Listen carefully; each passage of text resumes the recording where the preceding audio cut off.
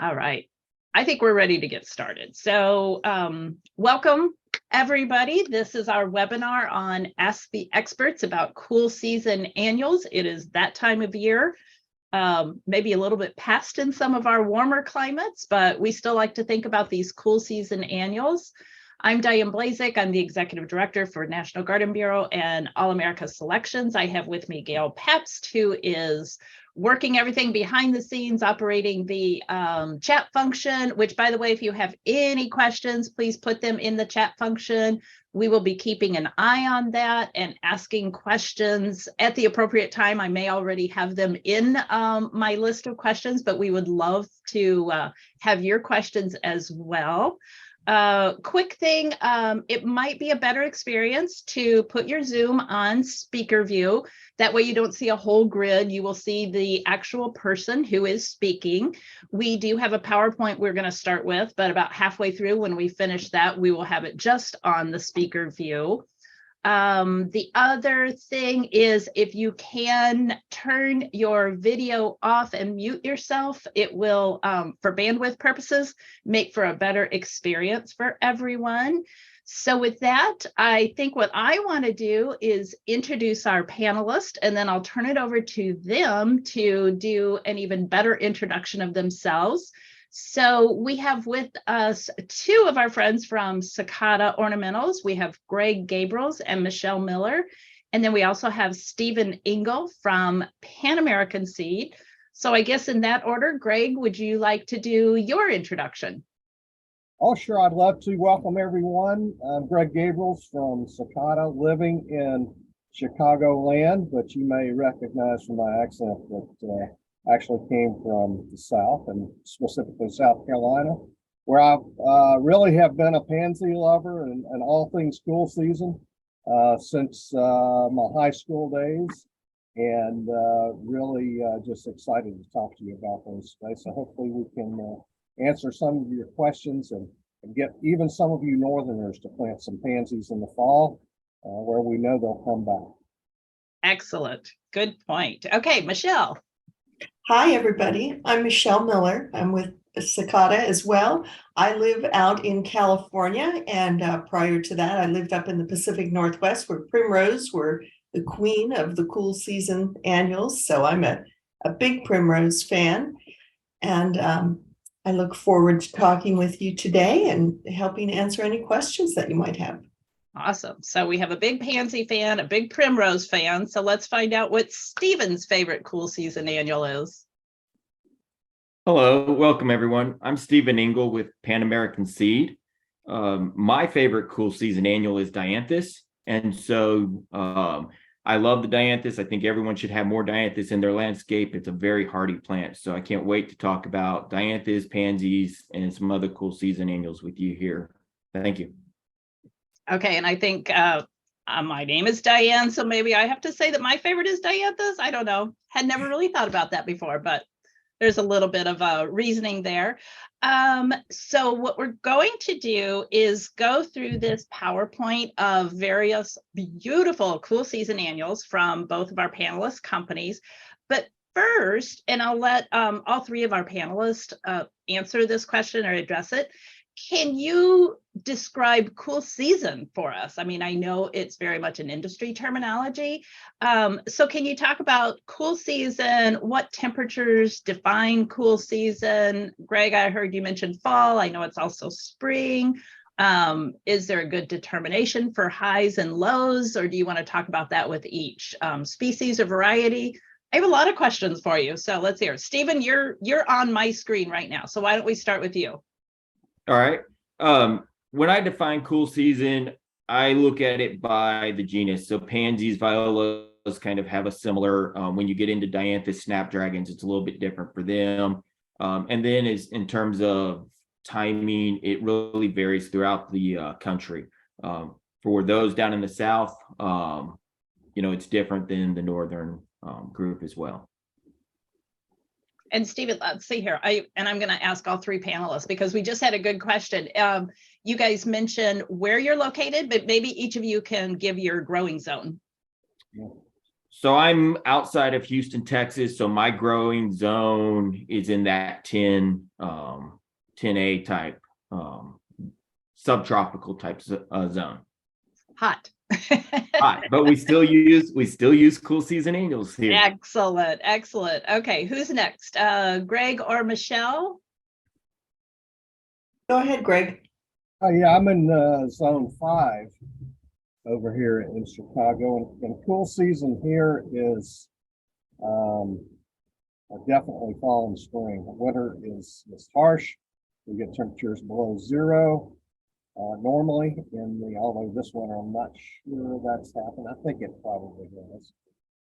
So we have a rather short growing season, but I think more will grow here than most folks realize.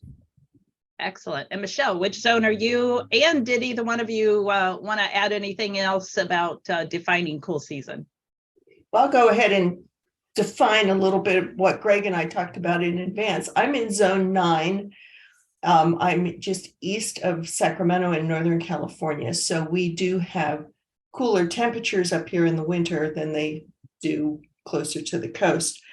But typically when we think of cool season, it's of course the shoulder seasons of spring and fall, and below 70 degrees is a rough average, and at freezing or slightly above freezing is for the lows.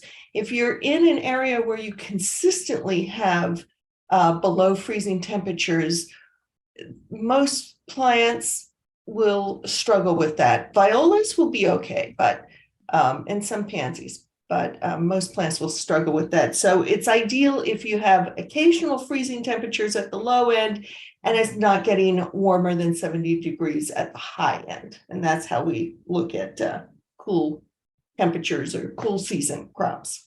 Excellent. Okay, I like those explanations. So now we are going to go to our presentation. And for the most part, this is individual varieties. And let's see, I think we have Cicada first. And then I've got some All-America Selection winners that I'm talking about. And then Pan American. We have quite a few slides. So I'll ask our panelists to kind of go through these quickly. If I'm not moving fast enough, you can just tell me to go on with the next slide. So our Cicada friends, I'll let you start here. Okay, I'll start with this one. We have two varieties of anemone.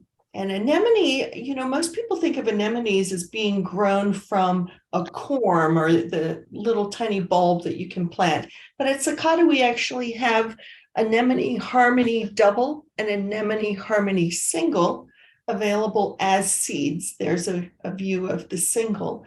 So these can be grown from seed in a greenhouse and then transplanted out into the garden in the early spring. And anemones are remarkably hardy plants. So they can really tolerate that lower end of the temperature range and still thrive out there. Okay, Diane, you want to move?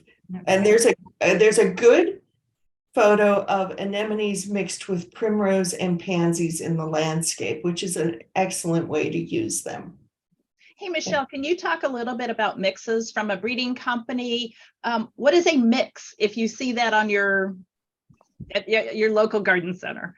Yeah, well, a mix is a combination of colors in any given variety. So for instance, anemone harmony mix, as you see it listed here, would typically be a combination of all of the colors that we have available. Now, this one is just the blue in this photo because that's what I selected. But normally in a mix, it would have 4 to 6 colors. Some mixes actually have more than that.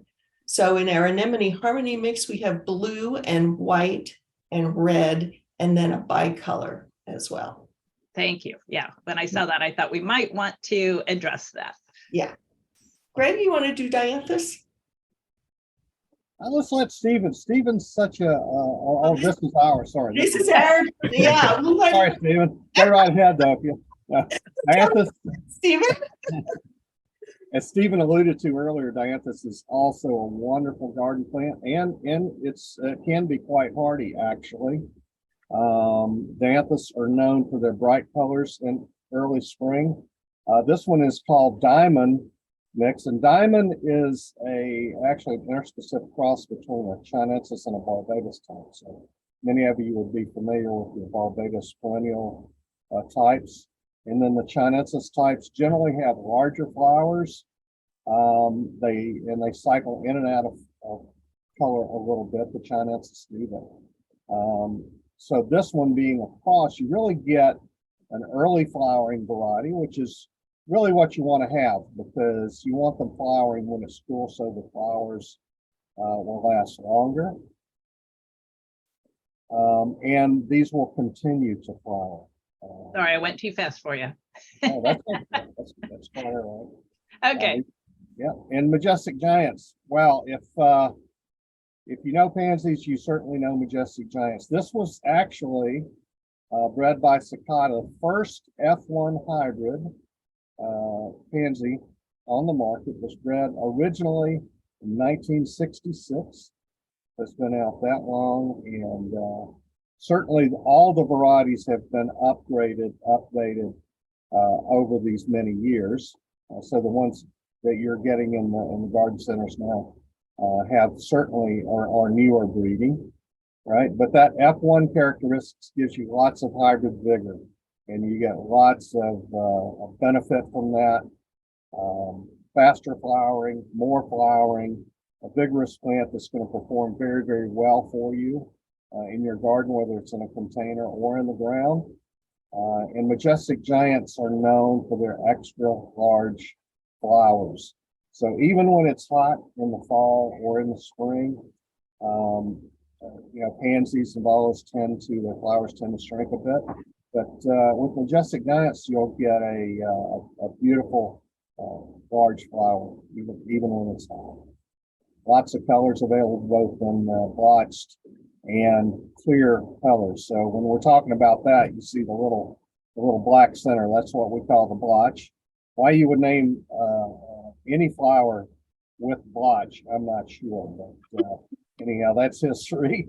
And thankfully, we do have a lot of clear colors now as well. So the blotch colors are your more traditional colors, and your clear colors are your the ones that landscapers like to use, because they don't want any of that beautiful color blotched out with a black blotch. So.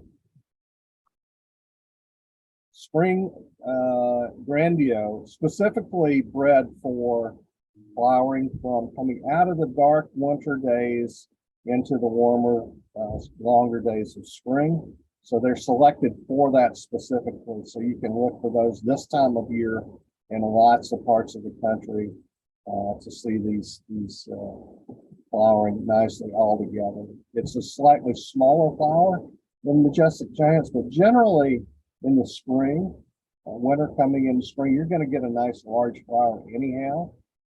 So this one is going to flower a little bit earlier for you than, say, the majestic giants. And Greg, I have a question. You were talking about how landscapers want the clear colors, and then you've got the blotch. Any idea like total sales in the market? I mean, what kind of percentage is the clear pansies versus the blotch? Well, that's a really good question.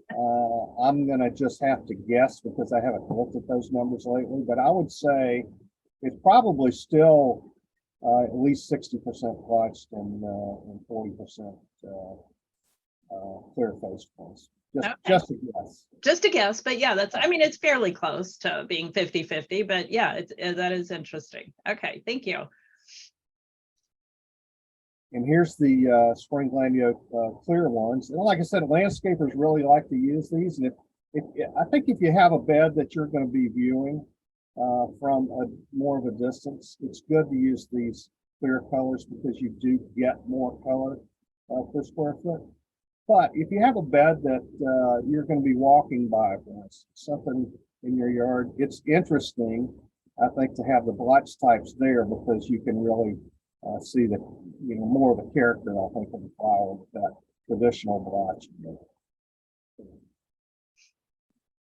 All right, I'll pick up here again, since I'm the Primula queen. Cicada is known for primrose. It has been a standard crop for cicada. There's a lot of active breeding that cicada does on primrose. And we have three types of primrose. We have the Primula Acaulis, where each flower is held on its own stem.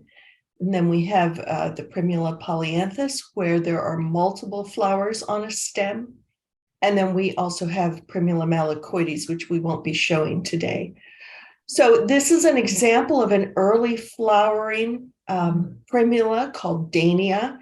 This is quite early, and it actually flowers in the south in September and October. So it's available in Southern California, Texas, and across the South in the fall, where it can be planted, and in most cases it will overwinter just fine and then continue blooming into the spring. Let's go to the next slide, Diane. And this is our most popular mix. This is called Primula Danova. Again, this is one flower per stem. Lots and lots of colors in this Primula Danova series, like you can see here. This flowers in January to March. And this is what's out in the garden centers now. If you are in an area where primrose are popular, this is going to be the series that you see out in the garden centers right now. Primula are remarkably tolerant of low temperatures. They're quite tolerant of rain. And I have some out in my front yard, and we've had snow and rain here now for well over a month, and they're still blooming just great. Although the deer have taken advantage of the bright colors to sample a few. Okay, let's go to the next slide. Unfortunately, that happens, right? Yes, it does. And Primula are great for using in containers. You can get so much color in the container that's just vibrant at a time when everything else is bleak and dark. So even if you can't get out into your yard to plant Primula, try them in a container, put them close to the front door, to the kitchen window, where you can really take advantage of these vivid colors during the dark days of winter and early spring. Okay, next one. Like I said, we have many colors and some bicolors. You can see here these very pretty rose color with the white and yellow throat.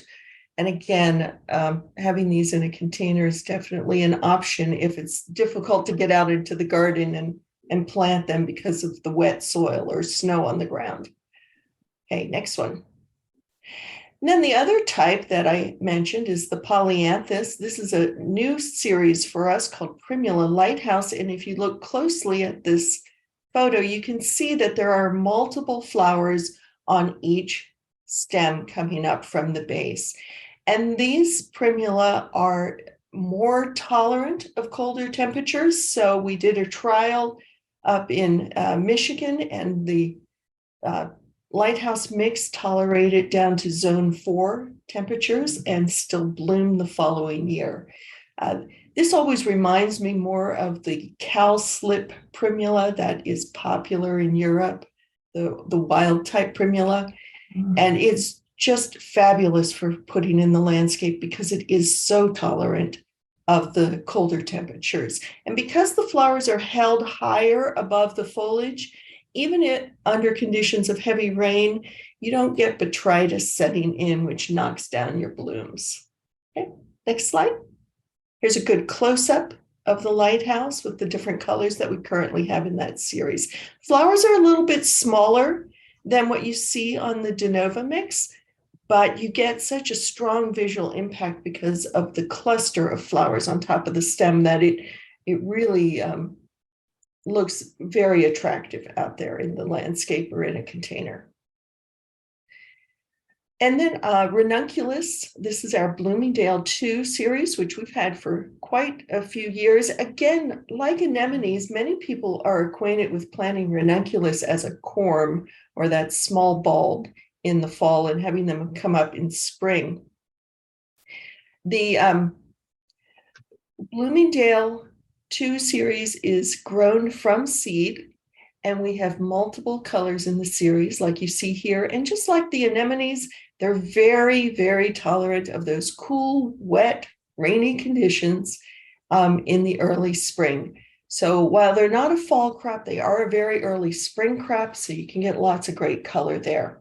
Let me quickly answer the question that came up in the chat. On the Primula Lighthouse, let me look at this. She asked if it would work as a cut flower. You know, I have not tried it as a cut flower, but the stems are tall enough that you could put them in a short vase. They are looking real quick to see the height of these. Hang on just a second. Michelle, while you look up that, I was just reading something about wedding trends, and they were saying like little individual bud vases at guest. Oh, yes. And so this just made me think of that because they're a shorter stem. Yeah, absolutely. You could use them as cut flowers, but just think of smaller height and little individual bud vases. Yeah, the stems are quite sturdy, so they should do well. And it's an 8 to 10 inch height on those. So there's enough there that you could put them in a short vase. Excellent. Okay, thank you. Let's see. We're on ranunculus. Okay. So, there's a yeah, there's a great example of ranunculus mix in all of the colors. Let's go to the next one. And then we have some lovely orange in this series. And the reason I pointed this one out or pulled this one out for the presentation is that when you're in the early spring and it's dark and dreary outside, there's nothing like orange and yellow colors in the garden or in the containers to really lift your spirits. So this one in particular is very nice.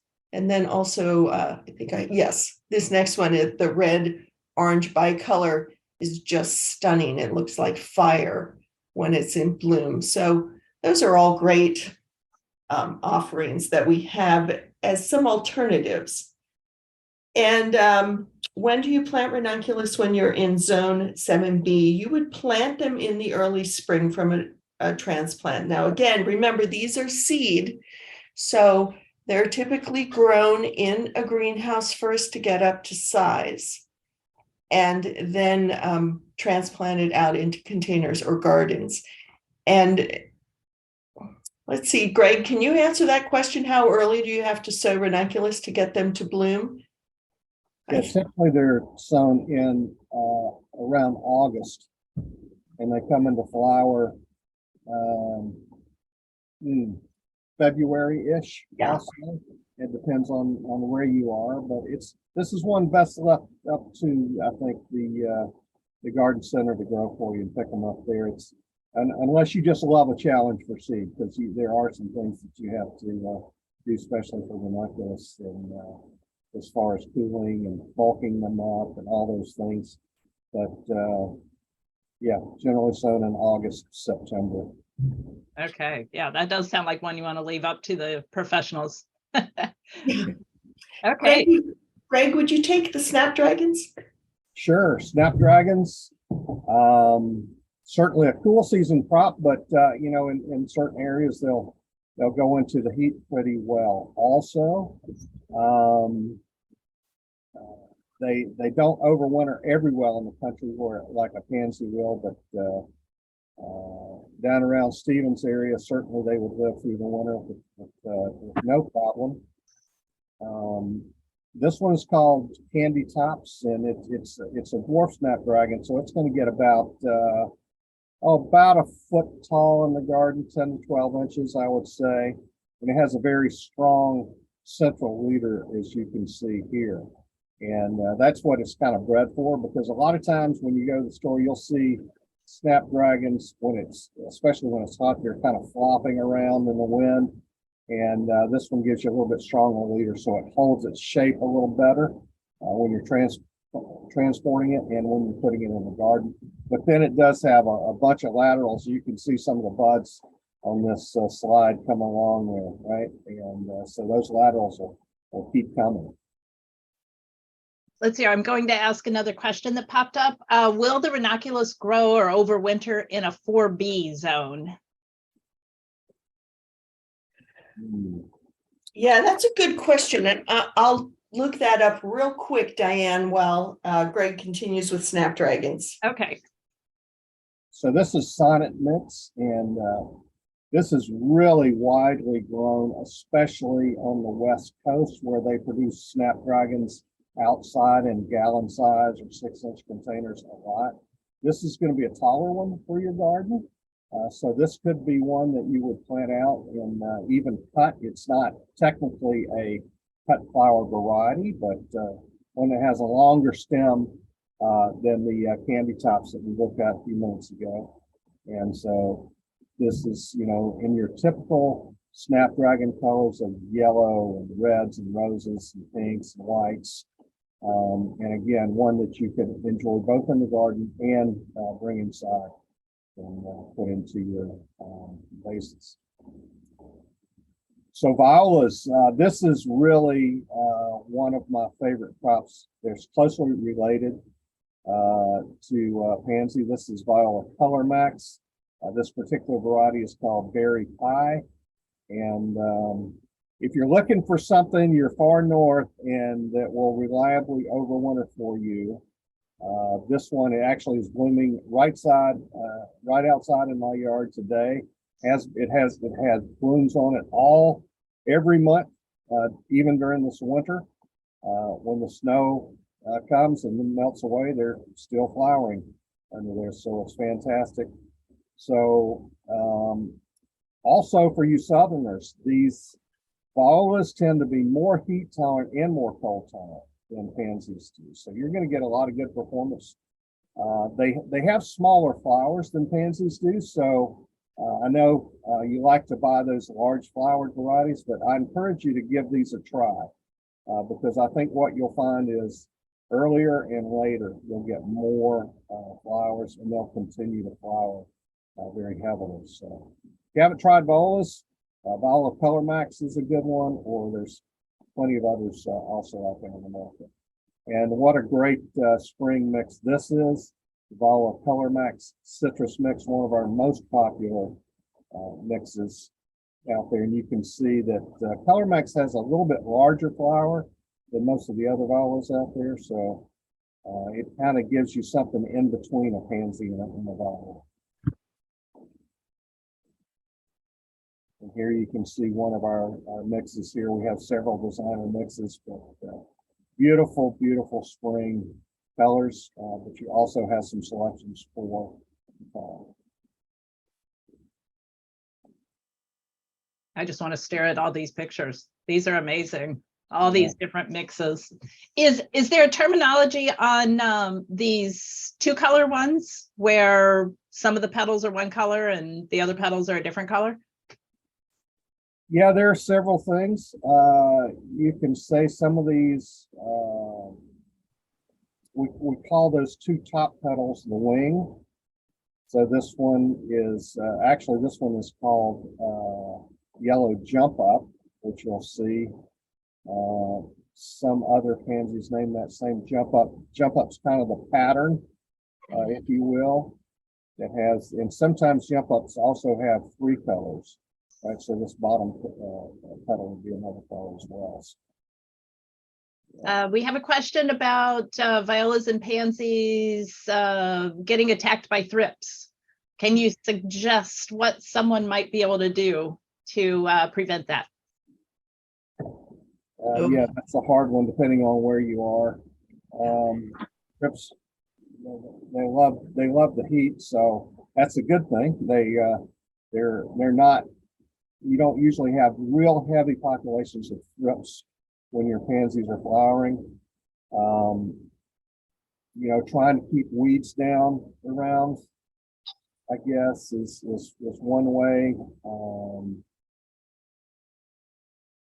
Maybe some insecticidal soap would help some, right? But in keeping your plants as healthy as you can with fertilizers and you know, just keep them real healthy. Yeah. Prevent any stress, right? Which is hard. Okay, let's hear. You've got the ColorMax wall and okay. So anything to say there to wrap up, Greg or Michelle, before we go on to Pan Am? I don't think so. I just encourage you, if you're using pansies now, try some violas too. I think you'll like them. Mhm. Yeah, that's good advice, Greg. Okay, so Stephen, it is your turn now to start off with some pansies. All right, and I'll echo what Greg just said. If you use pansies and you like pansies, definitely play with violas. I think violas are underused. And Greg's right, they have a smaller bloom, but you can get a lot of flower power out of them. So starting with this is our Pansy Matrix Coastal Sunrise mix. This is a popular mix of ours. It's a 3-color mix. So at Pan American, we have our mixes could have 2 to 3 colors or as many as 10 to 12 colors in a mix. This is more used for the southern in the fall. I don't see this mix quite as much in the northern areas in the springtime. This is really one of the more popular fall mixes for us. Dan, all right, Pansy Cool Wave Strawberry Swirl. So this is a very nice color, and this is in our Cool Wave series. So our Pansy Cool Wave is a trailing pansy, and they'll get 30 to 36 inches long as they trail. They work great in hanging baskets. They work good in containers, but they also work good in landscapes if you have large areas where you need to fill. So this color here, the Strawberry Swirl, it's one of our unique colors and a really nice color here in Cool Wave. Okay, and we have a question about the pansies and violas. Are they self-cleaning or do you recommend deadheading? For the most part, they're self-cleaning. I don't typically recommend deadheading on pansies and violas. Makes it easier. That's great. Okay. So this is another Cool Wave. This is one of our mixes in Cool Wave. So this is the Spring Pastel mix. And I think Greg mentioned it earlier, or maybe Michelle, as you come out of these dark days of winter and you are starting to think about spring, the bright colors, the yellows, these pastel colors, they really help to liven up the garden or the containers. And so these bright mixes really work well in springtime. And again, this is in the Cool Wave series, so you can see it in this container and it's going to trail more as it grows. And on the next slide, this is Cool Wave Yellow. So this is just a single pod of yellow, absolutely beautiful. It's a very bright, very vibrant yellow. So again, as you're coming out of those dark days of winter and you have this on your basket hanging on your porch. And Cool Waves in the South, they look their best December, January, February. And then as you work your way north, February, March, depending on where you are in the country. So it's really something that can take that cooler weather. And it's really one of the first signs of spring is when the pansies are blooming. Okay, and we have a question about rabbits. Do rabbits like pansies? I would say yes. The rabbits will eat pansies. Pansies, when you think about wildlife and pansies, deer absolutely love pansies. The blooms are very tasty to a lot of wildlife, and so pansies are one that yes, wildlife will be attracted to them. Okay. Pansy Matrix. So this is more of our garden type pansy. Here you can see a combination being planted up. So that's our Matrix pansies being planted with alyssum. And so that's a real popular combination of ours with alyssum and pansies. They both take a lot of the cool weather together. The white of the alyssum really helps bring out the other colors in the pansies. So I like having white mixed in any of my combinations because it makes the other colors pop. So nice combination here that is easy to plant up in containers. Or in a landscape, you could do the same mix. And in Matrix, this is a retail shot of Matrix. So we have over 20 colors in Matrix plus a lot of mixes. It's Pansy Matrix. You can take any of the colors and make your own mix. So if you're at the retail garden center and you see certain colors and you want to make a mix and you don't see one of our pre-made mixes. You can mix anything you like. They bloom together, they time together, they work real well together. So just a nice shot of the different varieties. This mix here, so this is the Pansy, that's the rose matrix, and it's got the white fire dianthus in there. It's got Silver Falls Dichondra trailing over the container, and then there is an upright grass in there as well. So that's something else that when you think about making combinations at your house, you can do a spiller, filler, thriller. You can put any type of upright grass, or there's a lot of options, quarter lines and stuff that can be the upright. You can mix a couple varieties like dianthus and pansies tend to mix well together, and then having something that trails. Or you can do the cool way pansy is you're trailing and have dianthus and some other upright stuff mixed. So there's a lot of different things, but this mix here is one that is a really nice mix. So Greg earlier talked about clear versus blotch, and so this is our Pansy Matrix clear mix, and we see the same thing. Is landscapers tend to prefer the clear. Retail tends to prefer the blotch, but the clear mix is a nice mix, and I think a really stunning mix when you have it in a bowl or even in a landscape somewhere. It really shows off well. Snapdragon. So at Pan American, we have everything from garden snaps all the way up to cut flower snaps, and Rocket is one of my favorite series of Snapdragons. It kind of fits right in between. So Rocket snaps will get 30 to 36 inches tall. So if you're planting them in your landscape, you're going to want to plant this towards the back of the bed. Don't put this one up in the front because it'll hide stuff. But with Rockets, it's also a good cut flower variety. So if you like to have cut flowers, you can plant the Rocket snaps. You can have a nice Snapdragon in your yard. You can take some cuts and bring them inside and have a cut flower display inside as well in a vase. And we have 7 colors of Rocket snaps. So I think the rose is on the next slide. Yeah, there's the Rocket rose. So a good color range of Rockets. And we have a mix as well that has all the colors in it. So that's a fun, Snapdragons are fun to use in the landscape because of that cut flower versatility as well, if you like cut flowers. And I have a comment on the Snapdragon. I mean, obviously I put AAS winner up here because it was a winner few years ago, quite a few years ago, I think actually. But for National Garden Bureau, we had Year of the Snapdragon about 4 years ago, I think. And we have a hysterical video from some prisoners down in Texas, might be near you, Stephen, I'm not sure, the Huntsville prison. That's not far from me. Okay, so when I send out the email follow-up after we get this recorded and post on YouTube, I am going to include a link to that video, and I guarantee it will bring a smile to everybody's face when they watch it. It's a 3-minute video, so I just had to bring that up. Do Rocket Snapdragons need to be staked so they don't flop? So that's a great question. Typically in the landscape, they are sturdy enough where they don't need to be staked.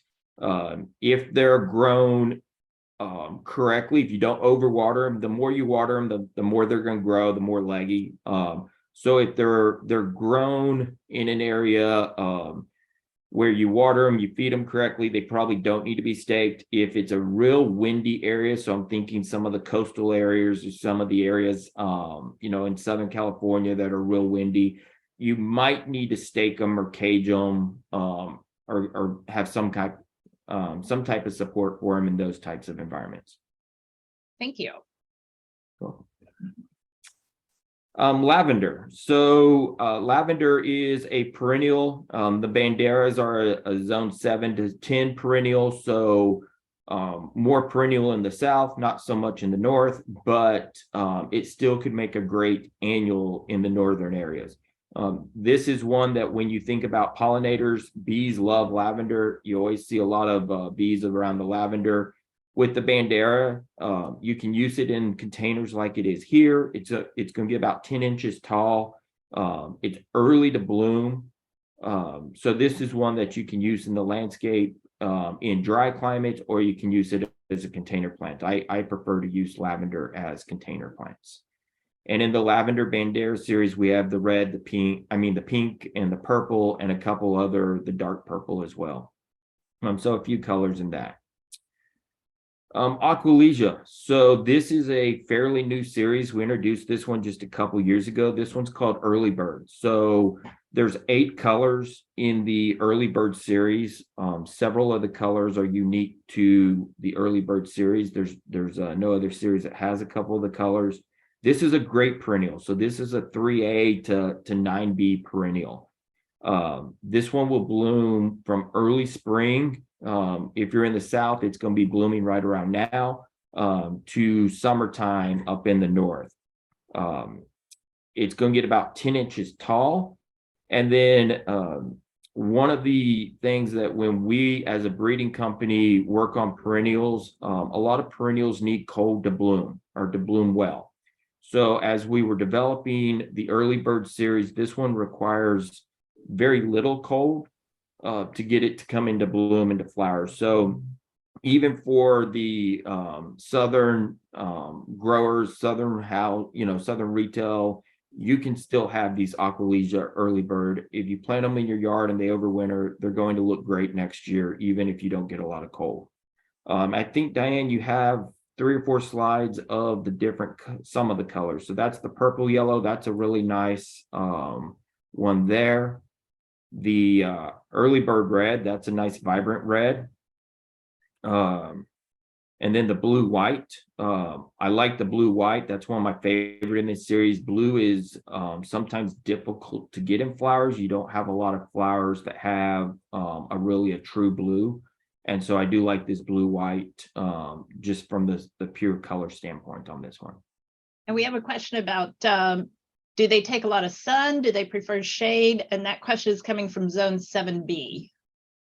So really, when you think about Aquilegia, they prefer sun. In the deep south, I would put them with a little bit of afternoon shade, but for the majority of the country, I'd have them full sun.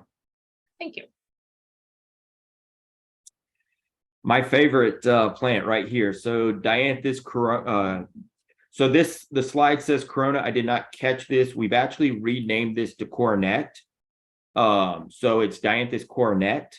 And this is the white and the cherry red. So this is actually exactly what I have in my landscape as well. I planted it in fall of 21. I planted them in October 21, and they are still blooming and going good today.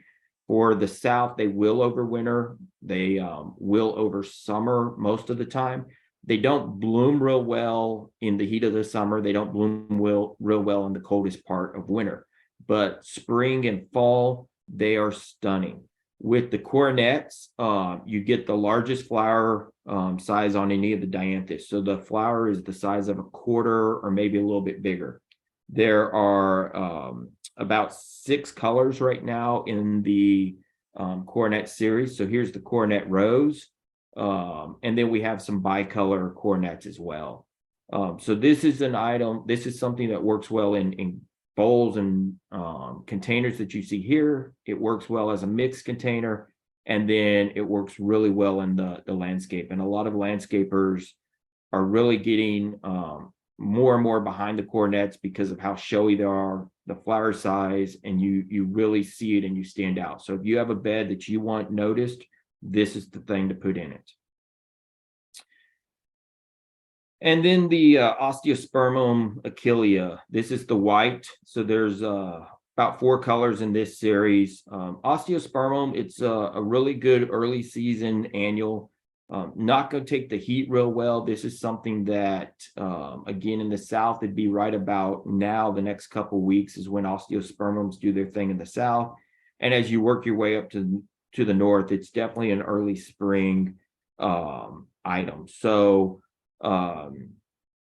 it's something that can work well in different containers, mixed containers. I don't typically like to recommend Osteospermum for the landscape unless you're in maybe California or a few regions like that.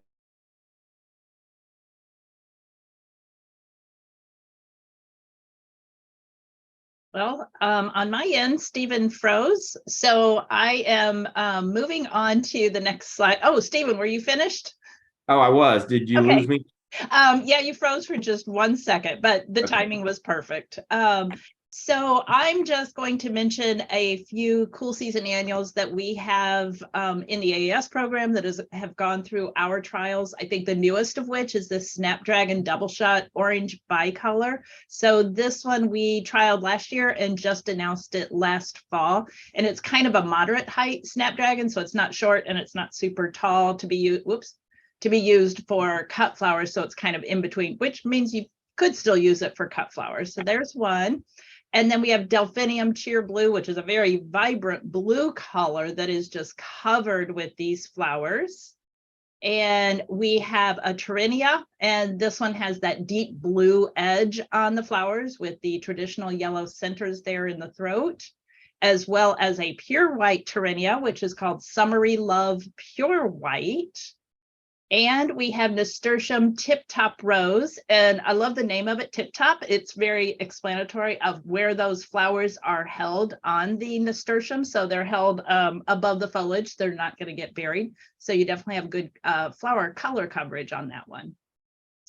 And okay, so because of the time, what I'm going to do is we do have some beautiful landscape photos. So rather than commenting on those landscape photos, I have some questions for our panel. And one of the things that I thought I would ask is, you're all with breeding companies. So we heard you talk about a few things that you're really trying to work on for cool season annuals. But do you want to elaborate on 2 or 3 of those points? Well, Diane, from Pan American Seed, I think when we talk about breeding, disease resistance is one of the big things that we are after. We're working on trying to bring to market plants that are more resistant to diseases to make it easier for the consumer. Just the flower quantity and flower power is something we're always working on. And then more specifically to the cool season perennials like Aquilegia, that's something that we're constantly working on, lower cold needs so that it can be enjoyed throughout the entire country and really throughout the world, because we are a global breeding company, and just making it easier to have it ready when it needs to be ready. Great. Okay. Sakata, what would you say are some of the top things that your company is breeding for? We're focused on extending the heat and cold tolerance on most of our annuals. And as Stephen just pointed out, Sakata is also a global breeding company. And so we have several locations where we breed, including Northern Europe and warmer areas in Japan, and then we trial around the world as well. In addition, we're looking to always improve stem strength. That's a big breeding target for us, and increase the flower size and the longevity of the blooms. Climate change is definitely forcing us to discard some potential introductions. They may do well early on, but if they don't adapt well to a wider range of environmental conditions, then they're usually discarded in favor of other ones that will adapt well. Absolutely. Yeah. Somebody had mentioned trialing. So approximately how long are a lot of these plants trialed before introductions? Greg, you want to go? Sure, yeah. This is something that I think most folks don't really realize how long it takes to bring a variety to market. And on seed, it's going to be 5 to 10 years since its inception, because you start with the breeder. The breeder looks; he or she has a keen eye as to what the market needs. Then product managers get involved, and production people get involved. Okay, does this fit what the market is asking for? Does it produce enough seeds or cuttings? for everyone to make some money so we can continue our research efforts, right? And is it going to perform well for the consumer? So it has to go through greenhouse testing, production testing, field testing. Many times you only get one shot of that a year, right? There's one summer every year that you can look at some things. So yeah, 5 years goes by really fast, and sometimes it can take longer. And do you also, I'm going to call it trial, at retail? Because I mean, right, when those of us who are walking into a garden center, we want the plants in flower because we really want to see what they are. And I think what I've heard, that's kind of a North American trait. In Europe, they are fine buying them still green. But is that something else that you breed for in trial, is having them in flower when they're at retail? Absolutely, and you're right. That's kind of a North American trait. The Australians used to sell everything in punnets in green. They were small plants, and you never saw a flower. It's only been in the last 10 or 15 years they've come over to the North American side a little bit, and they want to see some flowers on theirs. But yeah, we do pay a lot of attention to that. For instance, our Super Cal petunia is actually a cross between a petunia and a calibrachoa. And it comes back really fast from getting watered or rained on, right, compared to petunias. So it's something that's on all of our minds, and absolutely it's got to perform at the retail level and in the garden. Excellent. I think we need to talk about pollinators. That is always such a hot topic. So I know that the answers to these questions might vary, depending on where you are. I'm in the same area where Greg is, and it's always like, okay, what's going to be that first flower in the spring to give pollinators some food? But can you comment on some of the varieties that you guys have talked about today, and which ones might be best for pollinators? Saying from the things we talked about today, snapdragons and pansies, they're some great pollinators for bees. The lavender is also a great bee pollinator. The dianthus, butterflies typically really like dianthus. So I think as you look at the cool season annuals, there's pollinator. Uh-oh. We had a breeze again. Anybody else want to take up that conversation there? Well, in addition to the pansies and everything else Stephen mentioned, violas too fall into that category. So there are some good options with these early cool season annuals to give the pollinators some nectar and some food source. Excellent. Does anybody else want to mention anything about containers? I know Stephen had one or two pictures of combination plantings. Are there any other favorite combinations of yours? And if so, then we need to put those on our NGB website in our combinations. But some spring combos. What are some of your favorites? Well, I love anemones and primrose planted together, and we had that early slide that I showed, and then also snapdragons and pansies together, especially with the taller snapdragons in the back and the pansies in the front. I think that's a beautiful combination. Also, in containers, it works very well. Put the snaps in the middle and the pansies circling around the outside. Don't be afraid to mix some vegetables in with your containers too.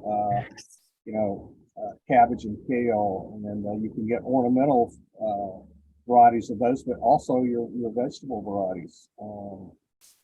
Chard. I was going to say lettuces. You could put, yeah, absolutely. And bulbs. You could put some bulbs in and plant some spring annuals on top of those. Quick question: is alyssum also considered a cool season annual? Yes, it is. Oh, he's back.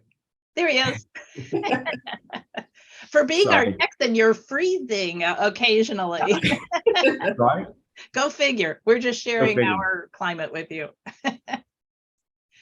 Okay, so yes, alyssum is also a cool season, cool weather annual.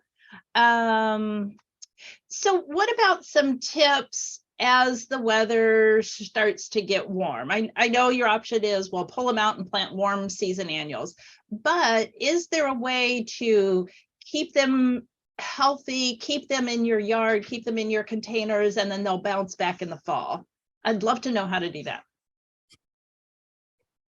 It depends on the plant, right? Some plants, of course, will, if you fertilize before you plant, make sure there's fertilizer in the soil or in the substrate if you're planting in containers, so they get the best possible chance to make a nice, good, healthy root system. Then even if they die back, you're improving the chances that they will come back in the fall. But other crops, it's just not going to work. What about the rest of you? What do you want?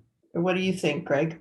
Yeah, I was gonna just add, plant larger containers in the fall with your pansies and violas, with a good root system. Plant them as early as you can and plant big containers, because you'll get more enjoyment out of them both in the fall season, and then they have a better chance of overwintering, and you'll just get much more in the spring as well.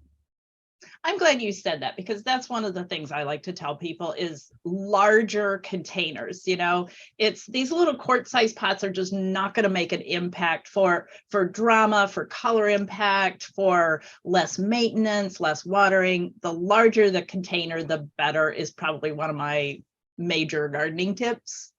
Mm-hmm. Okay, well, it looks like we're down to just a few minutes left. How about each one of you, can you give like one of your favorite gardening tips? It doesn't have to be with cool season annual. You're the experts. You do this day in and day out, 365 a year. Can we get a favorite gardening tip from each of you? Sorry, I stole the large container one. I'll go. Sure. My favorite gardening tip is I grow a lot in containers, just because of the type of yard that I have. And I am a very strong supporter of incorporating earthworm castings into my substrate, because the microbiology in there is really excellent for giving you a good root system. And it seems, of course, we know if the root system is as healthy as it can be and it's well fed, those containers are going to last a long time. So I put in like a quarter cup per, let's say a 14-inch container, and just mix it in with my soil. So that's my gardening tip. Excellent. Worm castings. Okay, next. I'll go then. It's about the roots. You see what's on top, but prepare your soil. Dig, make it loose and friable. If you have, depending on where you are, if you have a heavy clay soil, get some organic material worked in. If you're in a sandy soil, again, put some organic material in. That's all important when you're gardening in the ground. Just make sure you're preparing your soil correctly. Excellent. Okay, Stephen, guess what? You get to have the last word. All right. Well, for me, it's all about using a variety of plants. Use annuals, perennials, really mix it up, and enjoy the benefits of everything. Because with perennials, they come back year after year. So that's my tip: is use a variety of include bulbs and all of that. You'll extend your garden bloom time. Excellent. I love those tips. You can tell why they are our experts. So with that, we are at the top of the hour, and I want to thank Stephen, Michelle, and Greg, and Gail for putting all the posts there in our chat. By the way, if anybody wants to save the chat, you can go down to the bottom of the chat, those little 3 dots on the side, and click Save Chat. That will help you save all those links. And by the way, all those links will be going in the email that we'll send out as a follow-up with the recording. And so with that, we will conclude. And I say thank you. And let's just get out there and garden.